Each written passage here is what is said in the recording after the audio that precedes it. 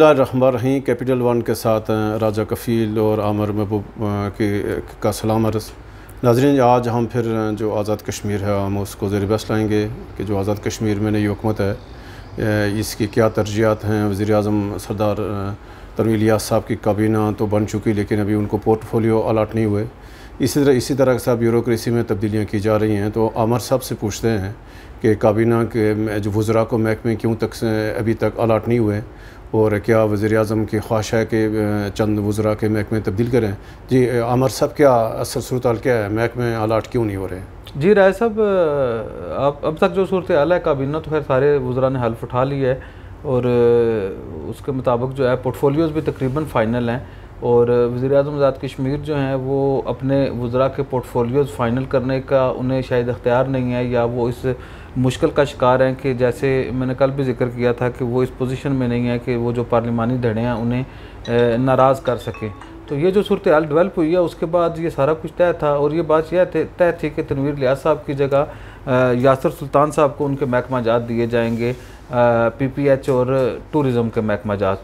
अब जो टूरिज़म का महकमा है वो तो देने के लिए तैयार है तनवीर इलियास साहब। मेरी इत्तला ये थी कि जो इनका जो पार्लिमानी जो ग्रुप था जो इनवारुल हक साहब की सरबराही में और तनवीर इलियास साहब की सरबराही में, क्योंकि ख़ुद उनका वो है, तो उनका मेरा ख्याल है कि जो तनवीर इलियास साहब का ग्रुप है उसने इस ख्वाहिश का इज़हार किया है कि PPH का जो महकमा है वो आप दे दें दीवान अली ख़ान चुग़ताई साहब को। तो वो दीवान चुग़ताई साहब को देने में दीवान साहब के पास तो पहले से अच्छी तालीम का महकमा है, बड़ी तो ये सारा कुछ रुका हुआ है। इस वक्त भी, जिस वक्त आप और मैं गुफ्तगू कर रहे हैं, इस वक्त भी दारुल हुकूमत मुज़फ़्फ़राबाद में एक मीटिंग चल रही है जिसमें पोर्टफोलियोज फाइनल किए जा रहे हैं। लेकिन क्योंकि मदर पार्टी की कमिटमेंट है और मेरा ये ख्याल है कि तनवीर इलियास साहब इस हवाले से बेख्तियार हैं, तो इस पोजीशन में नहीं है कि पोर्टफोलियोज तब्दील करें। और जो खबर हमने दी थी उसमें अब तक जो पेशरफ्त है, कोशिश की जा रही है कि यासिर सुल्तान से जो है वो पोर्टफोलियो PPH का पोर्टफोलियो उन्हें ना दिया जाए, बल्कि उन्हें सिर्फ टूरिज़म का पोर्टफोलियो दिया जाए। या ये भी मुमकिन है कि ऐसी सूरत हाल हो कि अगर उन्हें PPH का पोर्टफोलियो लिया जाता है तो शायद फिर एजुकेशन स्कूल जो है वो सबसे बड़ी वजारत है आज़ाद कश्मीर की, तो वो देनी। आमर साहब, वज़ीर-ए-आज़म साहब ने दौरा बलूचिस्तान गए, कोयटा, वहाँ वज़ीर आला के साथ मुलाकात की।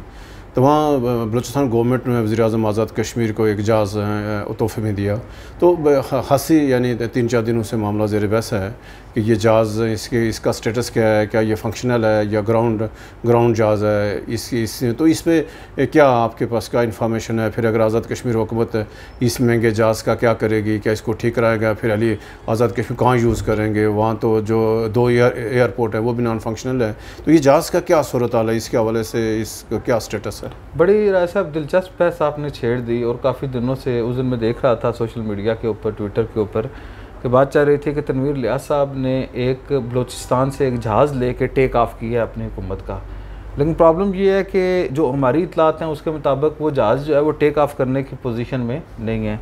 और वो जो जहाज़ है जो बलूचिस्तान हुकूमत ने खैर सगाली के जज्बे के तहत आज़ाद कश्मीर की आवाम को तोहफ़े के तौर पर दिया है, ये बदकिस्मती होगी कि आज़ाद कश्मीर की आवाम शायद उस तोहफ़े से इस्तिफ़ादा नहीं हासिल कर सकेंगे, और ये जहाज़ जो है वो उसके लिए आवाम के लिए काबिल इस्तेमाल नहीं होगा या ज़ेर इस्तेमाल नहीं होगा।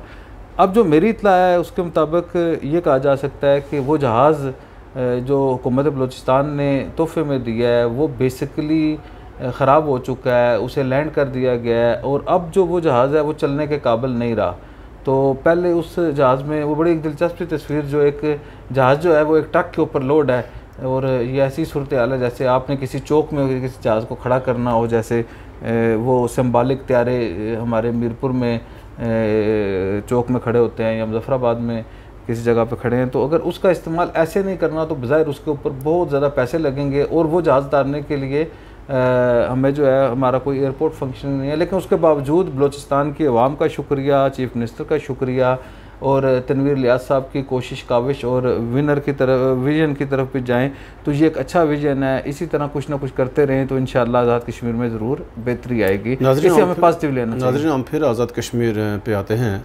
तो आमर साहब, ये जो सरदार तनवीर इलियास साहब की जो क़यादत में PTI की हुकूमत है, इनकी क्या चैलेंजेस हैं इनके सामने, बड़े बड़े क्या मसाइल हैं? फिर जो लोगों की तवक्कात हैं वो, तो क्या ये ऐसे हालात में जब इस्लामाबाद में गैर यकीनी सी सूरत हाल पैदा हो गई है एक बार फिर, और क्या इसमें तनवीर इलियास साहब के लिए क्या चैलेंजेस हैं कि उनकी देखिए, एक तो आज़ाद कश्मीर में चैलेंजेस के एतबार से तो देखा जाए तो फिर मसाइल की बात करें तो बहुत सारे मसाइल हैं, लेकिन आज़ाद कश्मीर का सबसे बड़ा जो मेजर मसला है वो बेरोज़गारी का मसला है। वो प्राइवेट सेक्टर और आज़ाद कश्मीर में जो तालीमी सरकारी सेक्टर है आज़ाद कश्मीर, क्योंकि लोग सरकारी जॉब्स पे यकीन रखते हैं, प्राइवेट सेक्टर उस तरह का है नहीं है। एक तो ये तनवीर इलियास साहब के लिए बड़ा चैलेंज होगा। इसके अलावा आज़ाद कश्मीर में जो बिगड़ा हुआ इंतज़ामी निज़ाम है वो बड़ा उनके लिए चैलेंज होगा। इसके साथ जो इंफ्रास्ट्रक्चर जो है वो आज़ाद कश्मीर का बेहतर करना तनवीर इलियास साहब के लिए बहुत बड़ा चैलेंज होगा। और उससे बड़ा चैलेंज तनवीर इलियास साहब के लिए ये होगा कि तनवीर इलियास साहब को वफाक समेत कोई हमायत हासिल नहीं होगी। क़य्यूम नियाज़ी साहब ने जिस अंदाज से 500 अरब रुपए की बात की थी वो भी रास्ते में रह गया।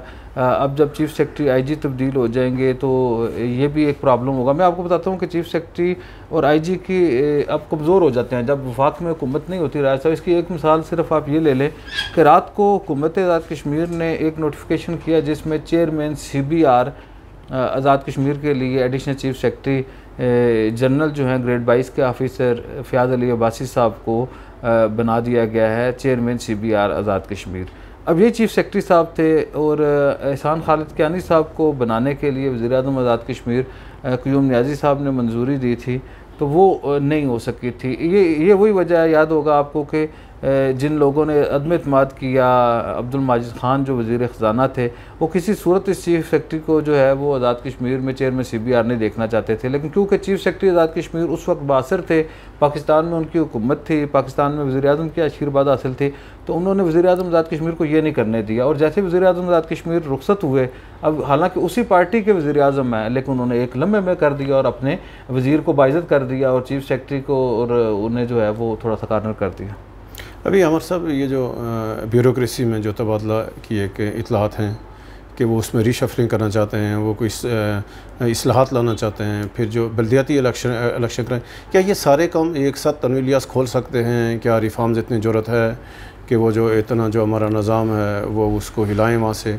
तो हमें फौरी रिफॉर्म्स यानी देखिए, मैं एक तो मैं समझता हूँ कि जब पिछली बार आए थे क़य्यूम नियाज़ी साहब, तो उन्होंने आते साथ सबसे पहले प्रिंसिपल सेक्रेटरी एहसान खालिद कियानी साहब जो थे 22 ग्रेड के, उन्होंने OSD किया। बाद में ग्रेड 22 के फ़याज़ अली अब्बासी साहब को और चोई लियाकत साहब को उन्होंने OSD किया। इसी तरह उन्होंने उसके बाद जो है एहसान अमजद परवेज़ साहब जो बड़े बासर थे। बेसिकली उस वक्त क़य्यूम नियाज़ी साहब का ये ख्याल था कि वो लोगों को डरा धमका लेंगे या बेतौकीर कर लेंगे, डिसग्रेस करने के। तो मेरा ये ख्याल है कि तनवीर इलियास साहब को इन अफसरान को डिसग्रेस नहीं करना चाहिए, बल्कि ये सिस्टम के एल्डर्स हैं और इनसे काम लेना चाहिए। सारे जो अफसरान आज़ाद कश्मीर के हैं वो सरकार के मंशा के मुताबिक काम करने के लिए तैयार हैं। अब इशू ये होता है जब लोग जो हैं उनसे ज़ाती काम या गैर जो हैं वो गैर आइनी और गैर कानूनी काम अफसरान से कराना चाहते हैं मन मर्ज़ी के, उस वक्त जो है वो अफसरान को स्पेस मिलती है और वो फिर रद्द अमल करते हैं। मैं ये समझता हूँ कि क्योंकि तनवीर इलियास साहब के ऊपर एक अल्लाह की बड़ी ब्लेसिंग है, या आप उनके ऊपर किसी किस्म के करप्शन के चार्जेस नहीं लगा सकते कि आपके जहन में ये हो कि तनवीर इलियास आज़ाद कश्मीर में कोई पैसे कमाने के लिए वज़ीर-ए-आज़म बने हैं, बल्कि जितने पैसे लगा के उन्होंने वज़ारत उज़्मा में जितनी उन्होंने इन्वेस्टमेंट किया है इस सारे सियासी अमल में, और जिस तरह PTI के ऊपर उन्होंने इन्वेस्टमेंट किया, तो हमारे दोस्त एक पहले ही कह रहे थे कि इतने पैसों से वैसे 2-3 जहाज आ सकते थे आज़ाद कश्मीर। अच्छा, हमारे 2-3 दिनों से ख्याल है कि तनवीर इलियास साहब उस तरह के इकदाम नहीं करेंगे जिससे हम एक और, क्योंकि हमारे पास हमारा वक्त मुख्तसर है, तो 2-3 दिनों से MDA में एक इशू है कि वहाँ जो सुप्रीम कोर्ट के हुक्म पे कोई जो अराजी जो वागज़ार हुई थी, अभी 2-3 दिनों से इतलात हैं कि वो जो अराजी यानी जिसको वागज़ार कराया गया था वो कोई मज़ीद फिर उसकी जो बंदरबांट की जा रही है। मेरा ख्याल है राय साहब कि ये चीज़ें ऐसे प्लान करते रहते हैं, बाद ऐसे अफसरान आ जाते हैं जो काम करते हैं, तो सिस्टम में उधर भी एक आध अफसर ऐसे इंडक्ट हुए हैं आज़ाद कश्मीर, वो जो ग्रेड 18 के शायद ऑफिसर हैं, उनकी पहले भी जो शोहरत है वो करप्शन किया। तो मेरा ये ख्याल है कि जो चेयरमैन है MDA के इमरान साहब या जो दूसरे लोग हैं वो इस तरह का रिस्क नहीं ले सकते, और कोई भी ऐसा काम नहीं किया जा सकता कि सुप्रीम कोर्ट के हुक्म पे अगर कुछ जगह जो है वो खाली हो गई हैं, वागज़ार हो गए हैं, इंक्रोचमेंट ख़त्म हो गई है, तो उन्हें मनपसंद अफराद के में बेच दिया जाए या अलाट कर दिया जाए या मुतबादल दे दिया जाए। तो एक आध अफसर जो हैं वो इस टारगेट पर आए हुए हैं मीरपुर में कि उन्होंने करप्शन करनी है और शायद उसकी वजह से अदारे को बदनाम। हाँ, बहुत शुक्रिया आमर साहब। नाज़रीन, ये था आज का हमारा अपडेट और हमें पूरी यकीन है कि आप हमें जो फीडबैक देंगे और आपको हमारा प्रोग्राम कैसा लगा। इंशाल्लाह कल दोबारा फिर आपसे हाज़िर होंगे लेटेस्ट जो इन्फॉर्मेशन होगी। उस वक्त तक अल्लाह हाफ़िज़।